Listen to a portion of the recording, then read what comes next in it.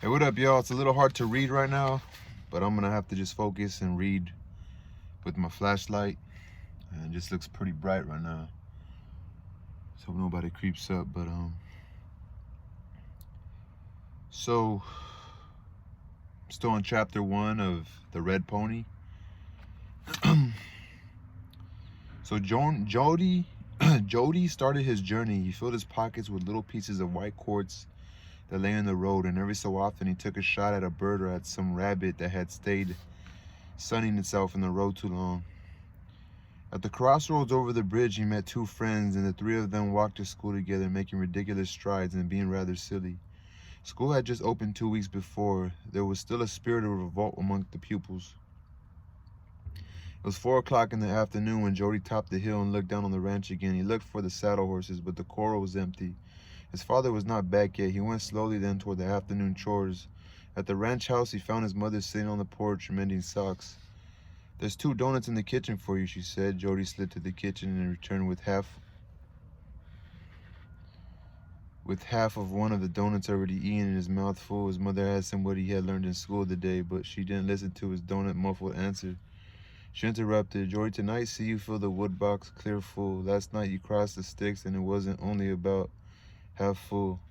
Lay the sticks flat tonight. And Jody, some of the hens are hiding eggs or else the dogs are eating them.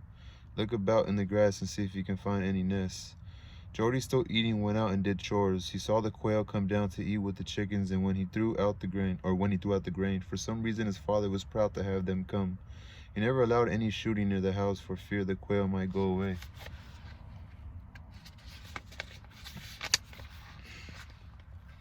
When the wood box was full, Jody took his .22 rifle up to the cold spring at the brush line. He drank again and then aimed the gun at all manner of things, at rocks, at birds on the wing, at the big black pig kettle under the cypress tree, but he didn't shoot for he had no cartridges and he wouldn't have until he was 12. If his father had seen him aim the rifle in the direction of the house, he would have put the cartridges off another year. Jordan remembered this and did not point the rifle down the hill again. 2 years was enough to wait for cartridges. Nearly all of his father's presents were given with reservations, which hampered their value somewhat. It was good discipline. The supper waited until dark for his father to return. When at last he came in with Billy Buck, Jody could smell the delicious brandy on their breasts. Inwardly he rejoiced, for his father sometimes talked to him when he smelled of brandy, sometimes even told things he had done in the wild days when he was a boy. After supper, Jody sat by the fireplace, and his shy, polite eyes sought the room corners, and he waited for his father to tell what it was he contained, for Jody knew he had news of some sort, but he was disappointed. His father pointed a stern finger at him. "You better go to bed, Jody. I'm going to need you in the morning." That wasn't so bad. Jody liked to do the things he had to do as long as they weren't routine things. He looked at the floor and his mouth worked out a question before he spoke. "What are we going to do in the morning?" "Kill a pig," he asked softly. "Never you mind. You better get to bed." When the door was closed behind him, Jody heard the father and Billy Buck chuckling, and he knew it was a joke of some kind. And later, when he lay in bed, trying to make words out of the murmurs in the other room, he heard his father's protest. "But Ruth, I didn't give much for him." Jody heard the hoot owls hunting mice down by the barn, and he heard a fruit tree limb tapping against the house. A cow was lowing when he went to sleep. When the triangle sounded in the morning, Jody dressed more quickly even than usual. In the kitchen, while he washed his face and combed back his hair, his mother addressed him irritably. "Don't you go out until you get a good breakfast in you." He went in the dining room and sat at the long white table. He took a steaming hot cake from the platter, arranged 2 fried eggs on it, covered them with another hot cake, and squashed the whole thing with his fork. His father and Billy Buck came in. Jody knew from the sound on the floor that both of them were wearing flat-heeled shoes, but he peered under the table to make sure. His father turned off the oil lamp, for the day had arrived, and he looked stern and disciplinary. But Billy Buck didn't look at Jody at all. He avoided the shy, questioning eyes of the boy and soaked a whole piece of toast in his coffee. Carl Tiflin said crossly, "You come with us after breakfast." Jody had trouble with his food then, for he felt a kind of doom in the air. After Billy had tilted his saucer and drained the coffee which had slopped into it, and had wiped his hands on his jeans, the 2 men stood up from the table and went out in the morning light together, and Jody respectfully followed a little behind them. He tried to keep his mind from running ahead, tried to keep it absolutely motionless. His mother called, "Carl, don't you let it keep him from school." They marched past the cypress where a single tree hung from a limb to butcher the pigs on, and past the black iron kettle so it was not a pig killing. The sun shone over the hill and through long, dark shadows of trees and buildings. They crossed a stubble field to shortcut to the barn. Jordy's father unhooked the door and they went in. They had been walking toward the sun on the way down. The barn was black as night in contrast and warm from hay and from beasts. Jordy's father moved over toward the one box stall. Come here, he ordered. Jordy could begin to see things now. He looked into the box stall and then stepped back quickly. A red pony colt was looking at him out of the stall. Its tense ears were forward, and the light of disobedience was in his eyes. Its coat was rough and thick as an Airedale's fur, and its mane was long and tangled. Jody's throat collapsed in on itself and cut his breath short. He needs a good currying, his father said, and if I ever hear of you not feeding him or leaving his stall dirty, I'd sell him off in a minute. Jody couldn't bear to look at the pony's eyes anymore. He gazed down at his hands for a moment and he asked very shyly, "Mine?" No one answered him. He put his hand out toward the pony. Its gray nose came close, sniffing loudly, and then the lips drew back and the strong teeth closed on Jody's fingers. The pony shook its head up and down and seemed to laugh with amusement. Jody regarded his bruised fingers. "Well," he said with pride, "well, I guess he can bite all right." The two men laughed, somewhat in relief. Carl Tiflin went out of the barn and walked up a side hill to be by himself, for he was embarrassed, but Billy Buck stayed. It was easier to talk to Billy Buck. Jody asked again. "Mine?" Billy became professional in tone. "Sure, that is if you look out for him and break him right. I'll show you how. He's just a colt. You can ride him for some time." Jody put out his bruised hand again, and this time the red pony let his nose be rubbed. "I ought to have a carrot," Jody said. "Where do we get him, Billy?"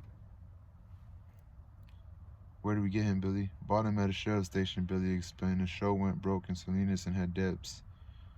The sheriff was selling off their stuff." The pony stretched out his nose and shook the forelock from his wild eyes. Jody stroked the nose a little. He said softly, "There isn't a saddle?" Billy Buck laughed. "I'd forgot. Come along." In the harness room, he lifted down a little saddle of red Morocco leather. "It's just a show saddle," Billy Buck said despairingly. "It isn't practical for the brush, but it was cheap at the sale." Jordy couldn't trust himself to look at the saddle either, and he couldn't speak at all. He brushed the shining leather with his fingertips, and after a long time he said, "It'll look pretty on him, though." He thought of the grandest and prettiest things he knew. "If he hasn't a name already, I think I'll call him Gabilan Mountains," he said. Billy Buck knew how he felt. "It's a pretty long name. Why don't you just call him Gabilan? That means hawk. That would be a fine name for him." Billy felt glad. "If you will collect tail hair, I might be able to make a hair rope for you sometime. He could use it for a hackamore. You could use it for a hackamore." Jody wanted to go back to the box stall. "Could I lead him to school, do you think, to show the kids?" But Billy shook his head. "He's not even halter broke yet."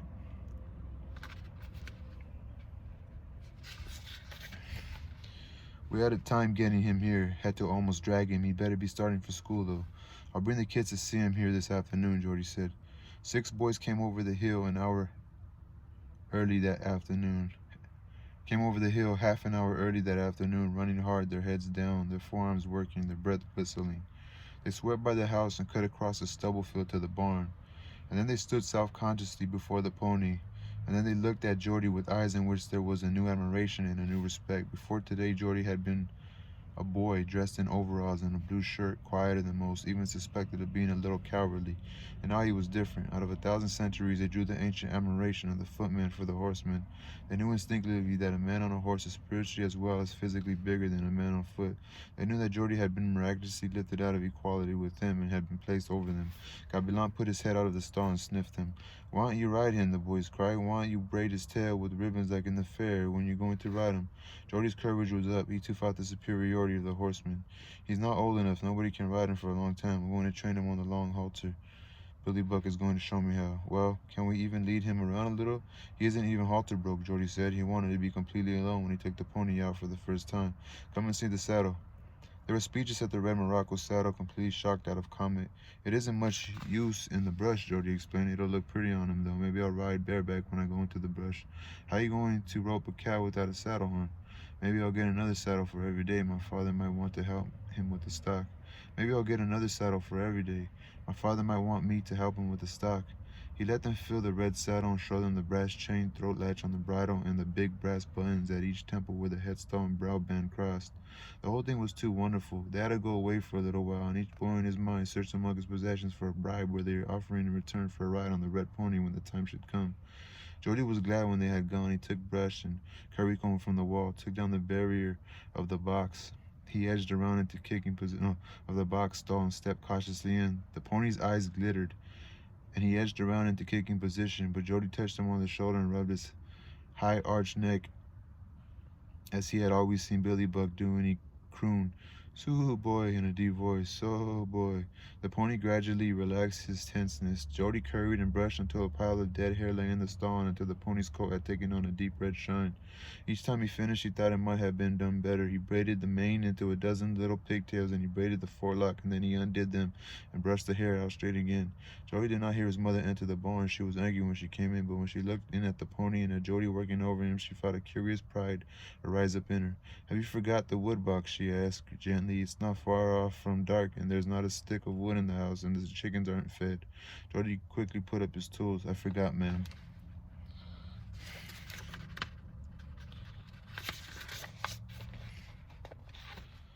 "Well, after this, do your chores first, then you won't forget. I expect you'll forget a lot of things now if I don't keep an eye on you.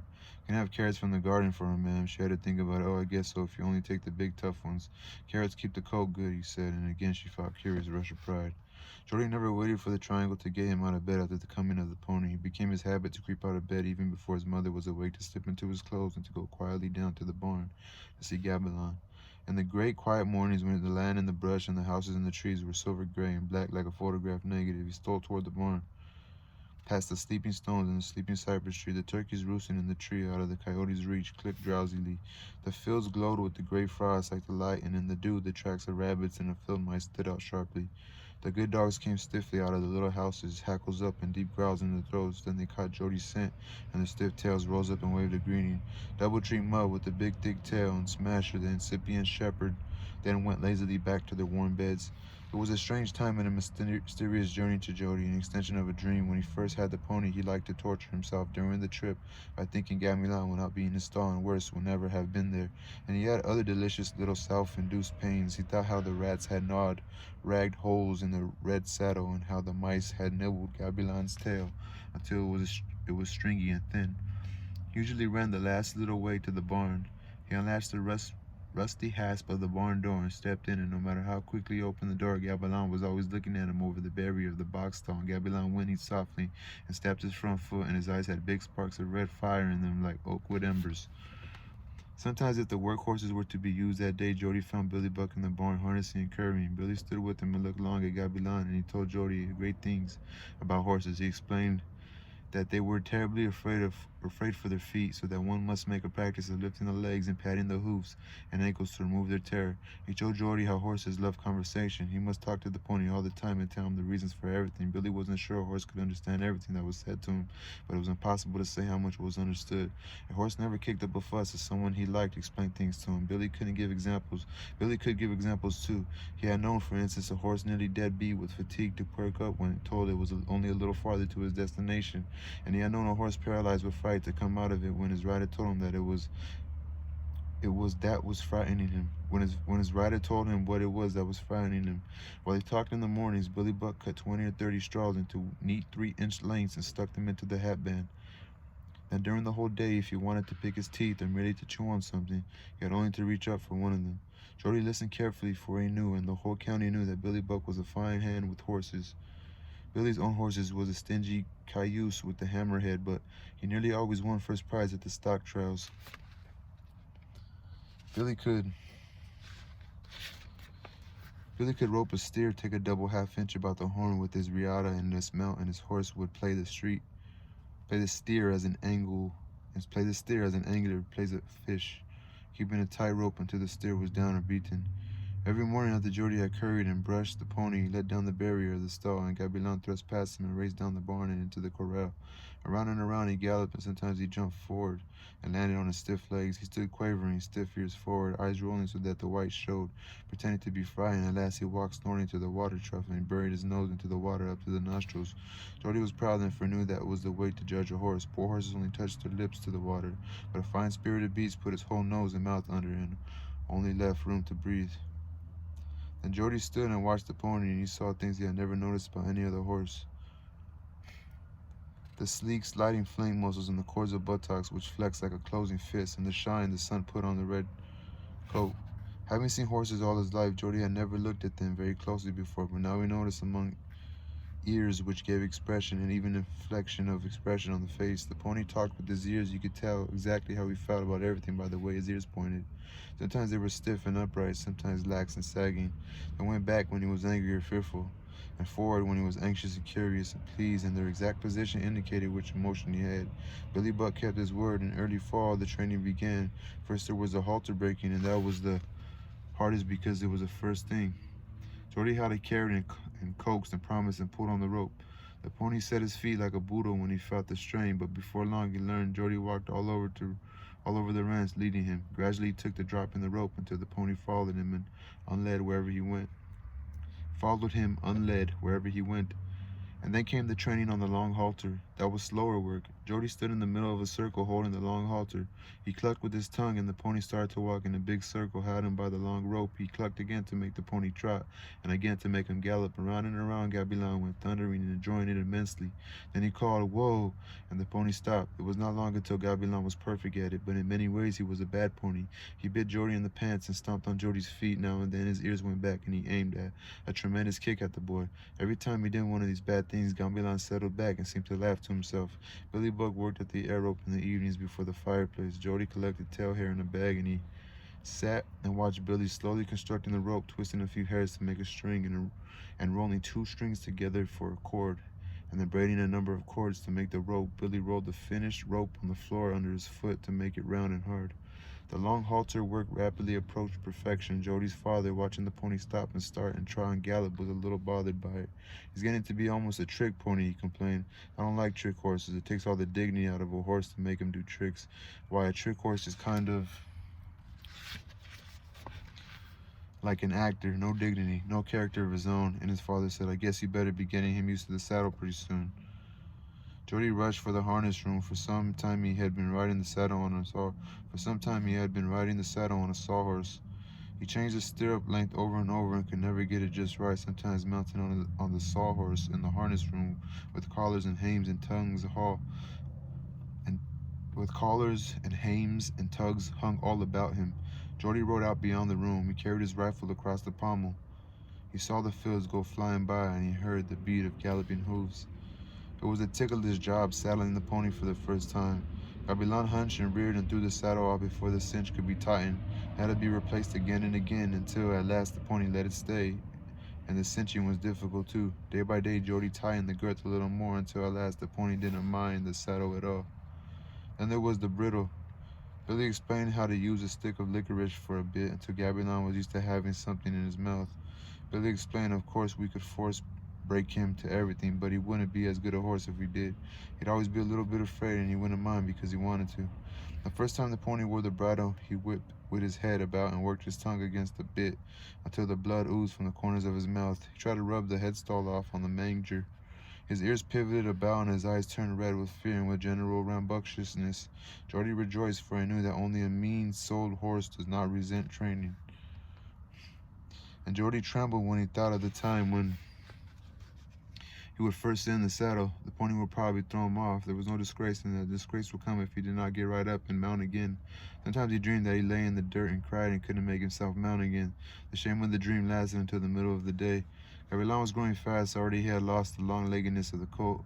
His mane was getting longer and blacker until the constant currying and brushing his coat lay as smooth and gleaming as orange-red lacquer. Jordy oiled the hooves and kept them carefully trimmed so they did not crack. The hair rope was nearly finished. Jody's father gave him an old pair of spurs and bent in the side bars and cut down the straps and took up the chainlets until they fitted. And then one day, Carl Tiffin said, "The pony's growing faster than I thought. I guess you can ride him by Thanksgiving. Think you can stick on?" "I don't know," Jody said shyly. Thanksgiving was only 3 weeks off. He hoped it wouldn't rain, for rain would spot the red saddle. Gabilan knew and liked Jody by now. He nickered when Jody came across the stubble field, and in pasture he came running when his master whistled for him. There was always a carrot for him every time. Billy Buck gave him riding instructions over and over. "Now when you get up there, just grab tight with your knees and keep your hands away from the saddle. And if you get throwed, don't let that stop you. No matter how good a man is, there's always some horse can pitch him. You just climb up again before he gets to feeling smart about it. Pretty soon he won't throw you no more, and pretty soon he can't throw you no more. That's the way to do it." "I hope it don't rain before," Jody said. "Why not? Don't want to get thrown in the mud." That was part of it, and also he was afraid that in the flurry of bucking, Gabilan might slip and fall on him and break his leg or his hip. He had seen that happen to men before, had seen how they writhed on the ground like squashed bugs, and he was afraid of it. He practiced on the sawhorse how he would hold the reins in his left hand and a hat in his right hand. If he kept his hands less busy, he couldn't grab the horn if he felt himself going off. He didn't like to think of that would happen if he did grab the horn. Perhaps his father and Billy Buck would never speak to him again. They would be so ashamed. The news would get about, and his mother would be ashamed too. And in the schoolyard, it was too awful to contemplate. He began putting his weight in his stirrup when Gabilan was saddled, but he didn't throw his leg over the pony's back. That was forbidden until Thanksgiving. Every afternoon, he put the red saddle on the pony and cinched it tight. The pony was learning already to feel his stomach out unnaturally large while the cinching was going on, and to let it down when the straps were fixed. Sometimes Jordy led him up to the brush line and let him drink from the round green tub, and sometimes he led him up through the stubble field to the hilltop from which it was possible to see the white town of Salinas and the geometric fields of the Great Valley and the oak trees clipped by the sheep. Now and then they broke through the brush and came to little cleared circles so hedged that the world was gone and only the sky and the circle of brush were left from the old life. Gabilan liked these trips and showed it by keeping his head very high and by quivering his nostrils with interest. When the two came back from an expedition, they smelled of the sweet sage they had forced through. Time dragged on toward Thanksgiving, but winter came fast. The clouds swept down and hung all day over the land and brushed the hilltops, and the winds blew shrilly at night. All day the dry oak leaves drifted down from the trees until they covered the ground, and yet the trees were unchanged. Jordy had wished it might not rain before Thanksgiving, but it did. The brown earth turned dark and the trees glistened. The cut ends of the stubble turned black with mildew. The haystacks grayed from exposure to the damp, and on the roofs the moss, which had been all summer as gray as lizards, turned a brilliant yellow green. During the week of rain, Jordy kept the pony in the box stall out of the dampness, except for a little time after school when he took him out for exercise and to drink at the water trough and the upper corral. Not once did Gabilan get wet. The wet weather continued until little new grass appeared. Jordy walked to school dressed in a slicker and short rubber boots. At length one morning the sun came out brightly. Jordy, at his work in the box stall, said to Billy Buck, "Maybe I'll leave Gabilan in the corral when I go to school today." "Be good for him to be out in the sun," Billy assured him. "No animal likes to be cooped up too long. Your father and me are going back on the hill to clean the leaves out of the spring." Billy nodded and picked his teeth with one of his little straws. "If the rain comes, though," Jordy suggested. "Not likely to rain today." She rained herself out. Billy pulled up his sleeves and snapped his armbands. "If it comes on to rain, why, a little rain don't hurt a horse."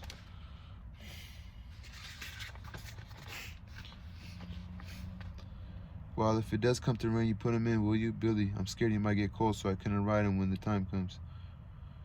"Oh, sure, I'll watch out for him if we get back in time, but it won't rain today." So Jordy, when he went to school, left Gabilan standing out in the corral. Billy Buck wasn't wrong about many things, he couldn't be, but he was wrong about the weather for that day. For a little after noon, the clouds pushed over the hills and the rain began to pour down. Jordy heard it start on the schoolhouse roof. He considered holding up one finger for permission to go to the outhouse, and then once outside, running home to put the pony in. Punishment would be prompt both at school and at home. He gave it up and took ease from Billy's assurance that rain couldn't hurt a horse. When school was finally out, he hurried home through the dark rain. The banks at the sides of the road spouted little jets of muddy water. The rain slanted and swirled under a cold, gusty wind. Jody dog-trotted home, slopping through the gravelly mud of the road. From the top of the ridge, you could see Gabilan standing miserably in the corral. The red coat was almost black and streaked with water. He stood head down with his rump to the rain and wind. Jordy arrived running and threw open the barn door and led the little wet pony in by his forelock. Then he found a gunny sack and rubbed the soaked hair and rubbed the legs and ankles. Gabilan stood patiently, but he trembled in gusts like the wind. When he had dried the pony as well as he could, Jordy went up to the house and brought hot water down to the barn and soaked the grain in it. Gabilan was not very hungry. He nibbled at the hot mash, but he was not very much interested in it, and he still shivered now and then. A little steam rose from his damp back. It was almost dark when Billy Buck and Carl Tiflin came home. When the rain started, we put up at Ben Hershey's place, and the rain never let up all afternoon, Carl Tiflin explained. Jordy looked reproachfully at Bill Buck, and Billy felt guilty. "You said it wouldn't rain," Jordy accused him. Billy looked away. "It's hard to tell at this time of year," he said, but his excuse was lame. He had no right to be fallible, and he knew it. "The pony got wet, got soaked through. Did you dry him?" "I rubbed him with a sack, and I gave him hot grain." Billy nodded in agreement. "Do you think he'll take the cold, Billy?" "A little rain never hurt anything," Billy assured. Jody's father joined the conversation then and lectured the boy a little. Horse, he said, isn't any lap dog kind of thing. Carl Triplin hated weakness and sickness, and he held a violent contempt for helplessness. Jody's mother put a platter of steaks on the table and boiled potatoes and boiled squash, which clouded the room with their steam.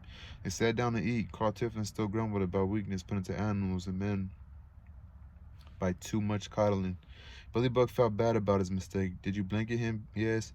No, I couldn't find any blanket. I laid some sacks over his back. We'll go down and cover him up after we eat them. Billy felt better about it then. When Jody's father had gone into the fire and his mother was washing dishes, Billy found and lighted a lantern. He and Jody walked through the mud to the barn. The barn was dark and warm and sweet. The horses still munched their evening hay.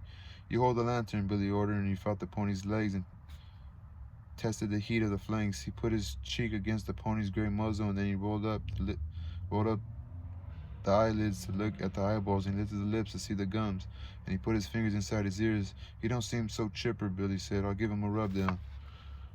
And Billy found a sack and rubbed the pony's legs violently, and he rubbed the chest and the withers. Gavilan was strangely spiritless. He submitted patiently to the rubbing. At last, Billy brought an old cotton comforter from the saddle room and threw it over the pony's back and tied it at the neck and chest with string. Now it'll be all right in the morning, Billy said. Jordy's mother looked up, and when he got back to the house, you're laid up from bed, she said. She held his chin in her hand and brushed the tangled hair out of his eyes. She said, don't worry about the pony. He'll be all right. Billy's as good as any horse doctor in the country. Jordy hadn't known she could see his worry. He pulled gently away from her and knelt down in front of the fireplace until it burned his stomach. He scorched himself through and then went to bed. But it was a hard thing to go to sleep. He awakened after what seemed a long time. The room was dark, but there was a grayness in the window like that which precedes the dawn. He got up and found his overalls and searched for the legs, and then the clock in the other room struck 2. He laid his clothes down and got back into bed. It was broad daylight when he awakened again. For the first time he had slept through the ringing of the triangle. He leaped up, flung on his clothes, and went out of the door, still buttoning his shirt. His mother looked after him for a moment, then went quietly back to her work. Her eyes were brooding and kind. Now and then her mouth smiled a little, but without changing her eyes at all. Jordy ran on toward the barn. Halfway there he heard the sound he dreaded, the hollow, rasping cough of a horse. He broke into a sprint then. In the barn he found Billy Buck with the pony. Billy was rubbing his legs in his strong, thick hands. With his strong, thick hands, he looked up and smiled gaily. He just took a little cold, Billy said. We'll have him out of it in a couple of days. Jody looked at the pony's face. The eyes were half closed and the lids thick and dry. In the eyes corners a crust of hard mucus stuck. Gavilan's ears hung loosely sideways and his head was low. Jody put out his hand, but the pony did not move close to it. He coughed again and his whole body constricted with the effort.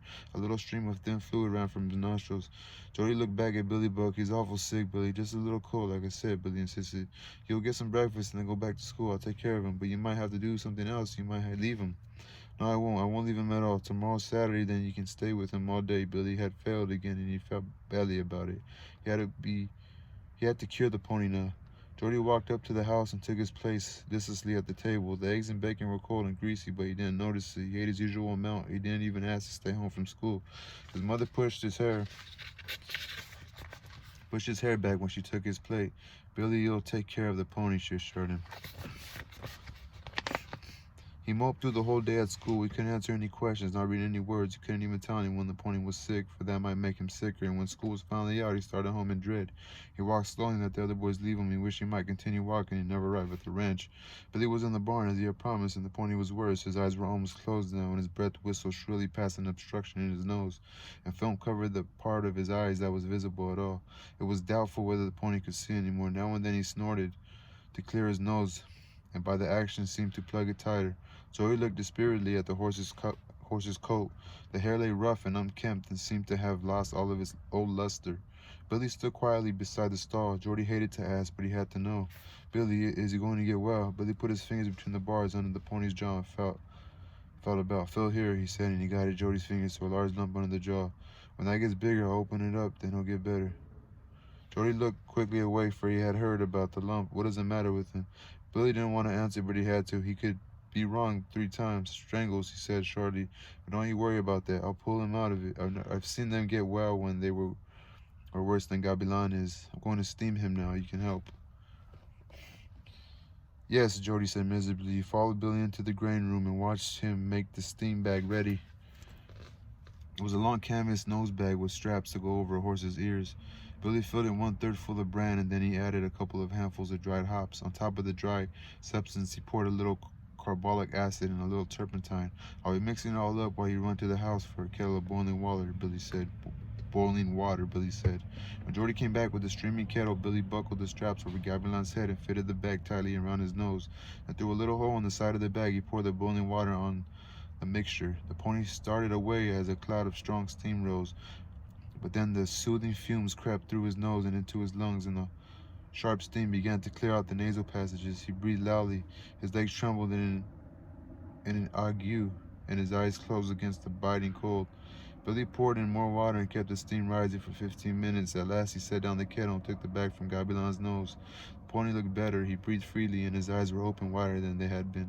"See how good it makes him feel," Billy said. "Now we'll wrap him up in the blanket again. Maybe he'll be nearly well by morning." "I'll stay with him tonight," Jordy suggested. "No, don't you do it. I'll bring my blankets down here and put them in the hay. You can stay tomorrow and steam him if he needs it." The evening was falling when they went to the house for their supper. Jordy didn't even realize that someone else had fed the chickens and filled the wood box. He walked up past the house to the dark brush line and took a drink of water from the tub. The spring water was so cold that it stung his mouth and drove a shiver through him. The sky above the hills was still light. He saw a hawk flying so high that it caught the sun on his breast and shone like a spark. Two blackbirds were driving him down the sky, glittering as they attacked their enemy in the west. The clouds were moving into the rain again. Jordy's father didn't speak at all while the family ate supper, but after Billy Buck had taken his blankets and gone to sleep in the barn, Carl Tiflin built a high fire in the fireplace and told stories. He told about the wild man who ran naked through the country and had a tail and ears like a horse, and he told about the rabid cats of Moro Kojo that hopped into the trees for birds. He revived the famous Maxwell brothers who found a vein of gold and hid the traces of it so carefully that they could never find it again. Jordy sat with his chin in his hands, his mouth worked nervously, and his father gradually became aware that he wasn't listening very carefully. "Isn't that funny?" he asked. Jordy laughed politely and said, "Yes, sir." His father was angry and hurt then. He didn't tell any more stories. After a while, Jordy took a lantern and went down to the barn. Billy Buck was asleep in the hay, and except that his breath rasped a little in his lungs, the pony seemed to be much better. Jordy stayed a little while, running his fingers over the red, rough coat, and then he took up the lantern and went back to the house. When he was in bed, his mother came into the room. "Have you enough covers on? It's getting winter." "Yes, ma'am." "We'll get some rest tonight." She hesitated to go out, stood uncertainly. "The pony will be all right," she said. Jordy was tired. He went to sleep quickly and didn't awaken until dawn. The triangle sounded, and Billy Buck came up from the barn before Jordy could get out of the house. "How is he?" Jordy demanded. Billy always wolfed his breakfast. "Pretty good. I'm going to open that lump this morning. Then he'll be better, maybe." After breakfast, Billy got out his best knife, one with the needle point. He whetted the shiny blade a long time in a little carborundum stone. He tried the point and the blade again and again on his calloused thumb ball, and at last he tried it on his upper lip. On the way to the barn, Jordy noticed how the young grass was up and how the stable was melting day by day into the new green crop of volunteer. It was a cold, sunny morning. As soon as he saw the pony, Jordy knew he was worse. His eyes were closed and sealed shut with dried mucus.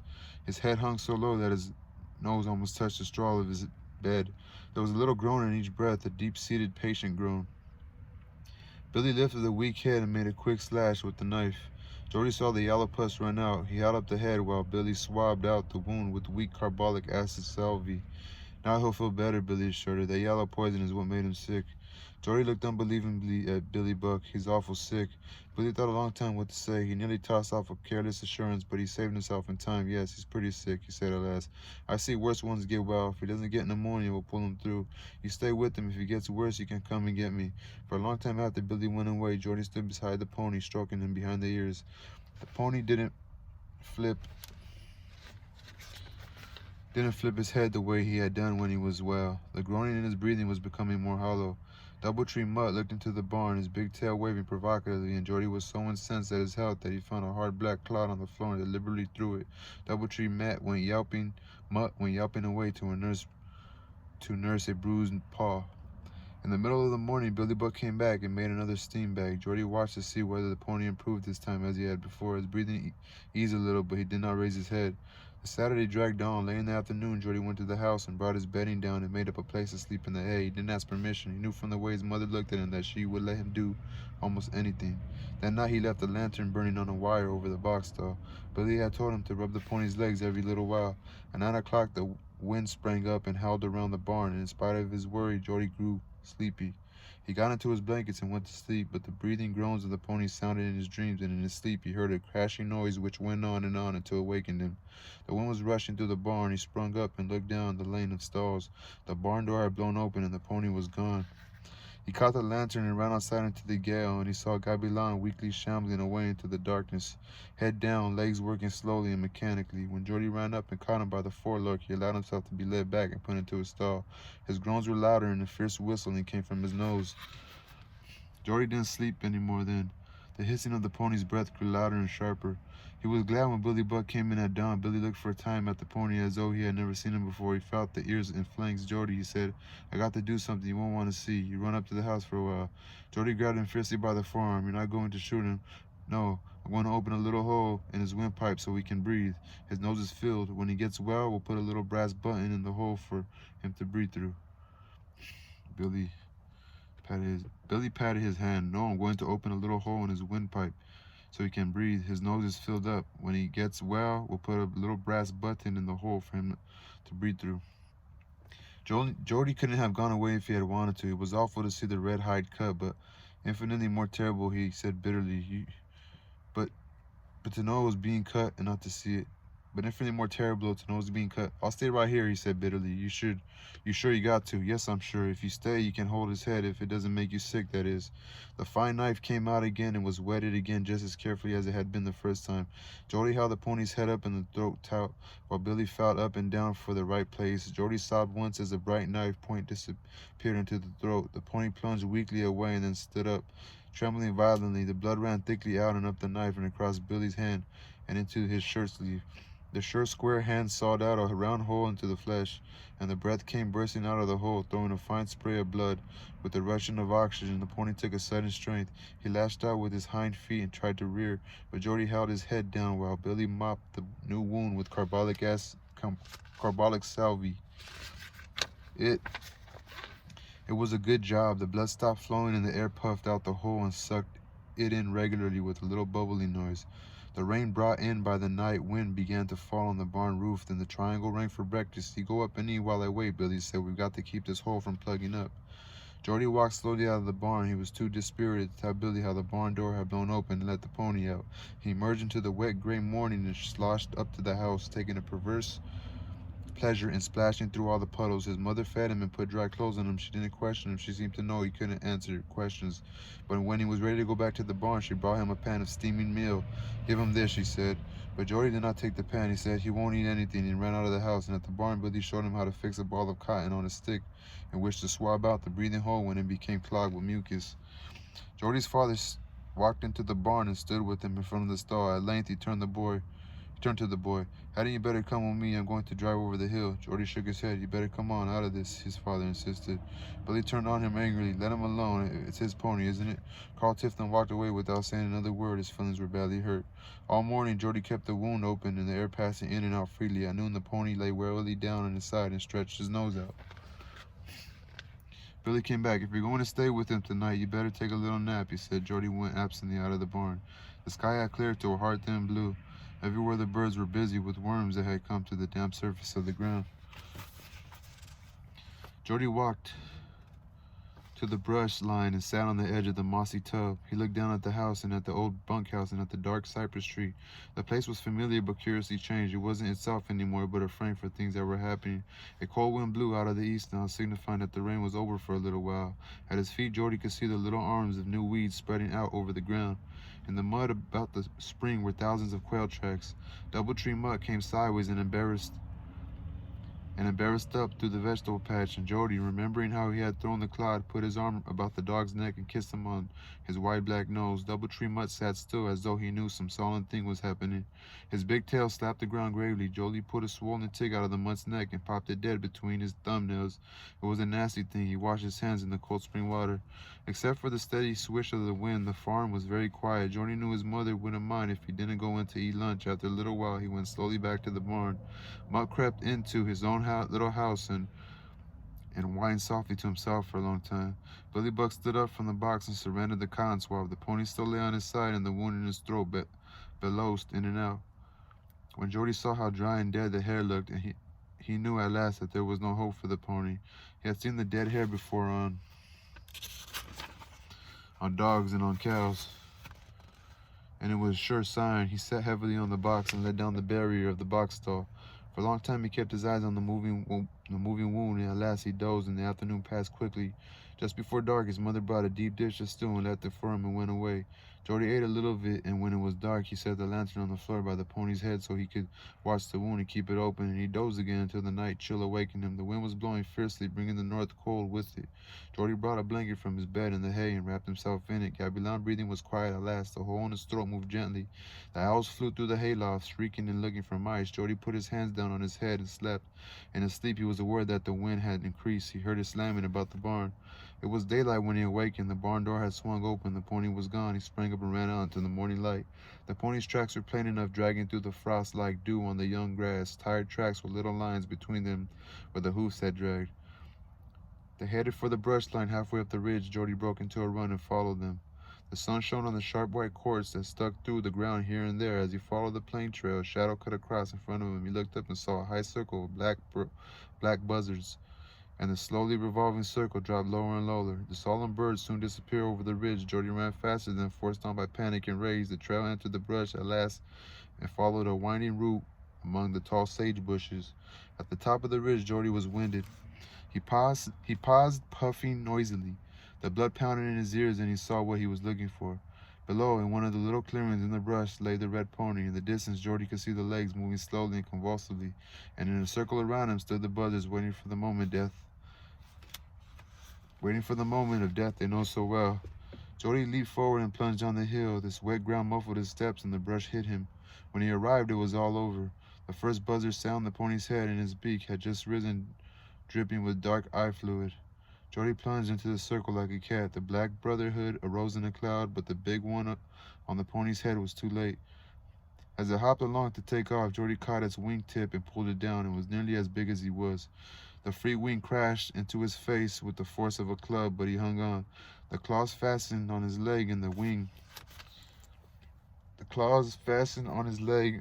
elbows battered his head on either side. Jordy groped blindly with his free hand. His fingers found the neck of the struggling bird. The red eyes looked into his face, calm and fearless and fierce. The naked head turned from side to side. Then the beak opened and vomited a stream of putrefied fluid. Jordy brought up his knee and fell on the great bird. He held the neck to the ground with one hand, while his other hand found a piece of sharp white quartz. The first blow broke the beak sideways, and the black blood spurted from the twisted, leathery mouth corners. He struck again and missed. The red, fearless eyes still looked at him, impersonal and unafraid and detached. He struck again and again until the buzzard lay dead, until its head was red pulp. He was still beating the dead bird when Billy Buck pulled him off and held him tightly to calm his shaking. Carl Tiflin wiped the blood from the boy's face with the red bandana. Jordy was limp and quiet now. His father moved the buzzard with his toe. Jordy explained, "The buzzard didn't kill the pony, don't you know that?" "I know it," Jordy said wearily. It was Billy Black who was angry. He had lifted Jordy in his arms and he had turned to carry him home, but he turned back on Carl Tiflin. "Of course he knows it," Billy said furiously. "Jesus Christ, man, can't you see how he'd feel about it?" Damn. The red pony. So the pony's dead? The gift. So I guess this is the first story. I think this book is made up of short stories. So I think the first short story is called The Gift. So the red pony is the gift. The great mountains. I don't know. I guess that's just chapter 1 called The Gift. So I think I'm going to stop there, guys. I'm on page 37. And I gotta go all the way to, where am I going to? Oh,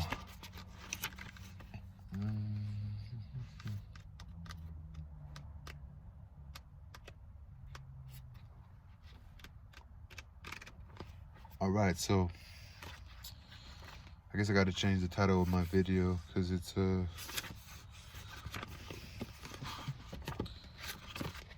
this thing should be broken down. I don't know if there's an index. Let's check. Anyway, that was interesting, man. It sucks. The pony died from being sick. It's kind of just a sad thing, right? Pretty sad, bro. This is called the Red Pony. So, but the Red Pony died in the first chapter. I'm kind of curious to what the rest of it is. But yeah, guys, I'm gonna finish tomorrow morning. I'll probably go for an early morning run or early morning hike, and then after that, I'll probably read a little more, then head home, spend time with my daughter. So, thank you guys for tuning in. John Steinbeck, The Red Pony, Part 1. Peace, y'all.